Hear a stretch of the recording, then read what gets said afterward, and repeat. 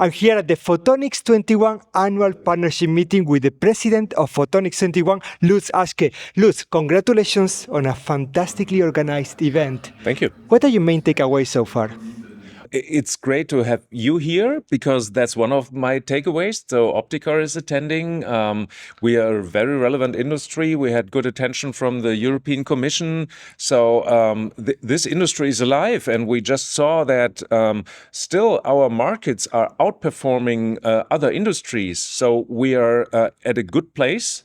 We have great business. We have growth opportunities. We always need to readapt to new technologies. New things like laser fusion might be something that will keep us busy in the next 10 years or 20 years, but we still have good business today. Semiconductor industry is pushing us.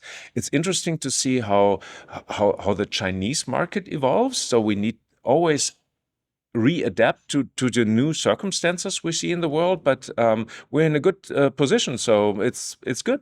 What are, in your opinion, the three main challenges that the photonic industry is facing today?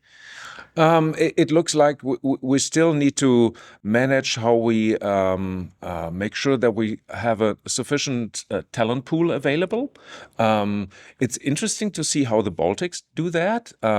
We see very relevant companies in the Baltics because they have a good talent pool that does something with an industry. So, and that's why we should be thankful to the European funding things we have, because that's an important basis for all the institutes, universities we have in Europe, and they are an important source of a talent pool, also for technology creation, technology transfer. We're very good in these things, in these cooperation modes, so this is good.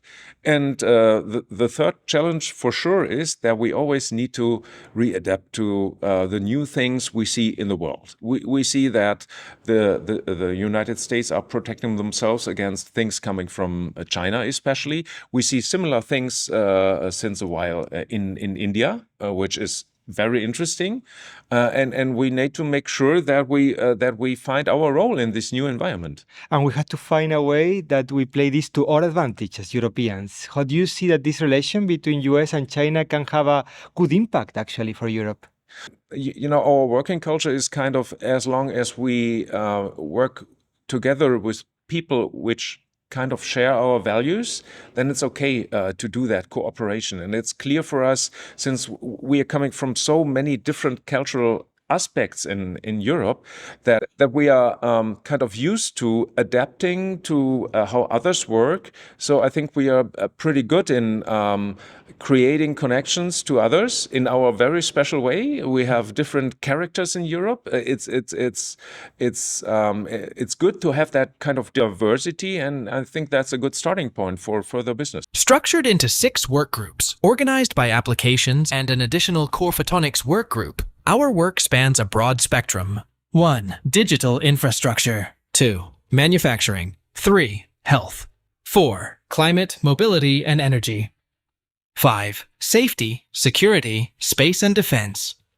6. Agriculture and food. 7. Core Photonics Work Group. The role of the Core Photonics activity is to ensure that the fundamental technological developments are in place to underpin these application-specific developments, and thereby provide the solutions to the socio-economic challenges that we face. Participation in Photonics21 is open and free, allowing anyone to contribute content and ideas. Since our inception, we've successfully funded over 160 projects, together with the European Commission, throughout Europe, through the European Union's Horizon 2020 and Horizon Europe research and innovation programs.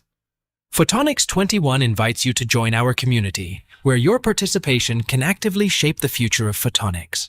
Be a part of the conversation. A few years ago, we defined by the European Commission, we defined photonics as a key enabling technology. Yeah. And that had a really strong meaning with our community. A few years has passed, and now we are making impact in many of the other areas for the European Commission.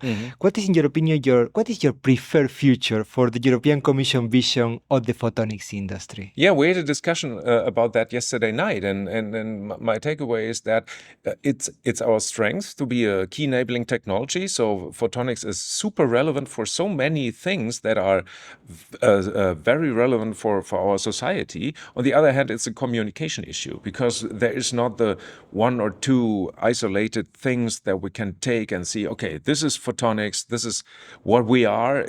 We are kind of everywhere. So that makes communication a little bit more difficult. So thank you also to Optica, because I mean, you're part of that system to distribute all this more complex information and make it more digestible also for the political decision makers, because it's clear they somehow need our help to explain to their voters why is photonics worth funding.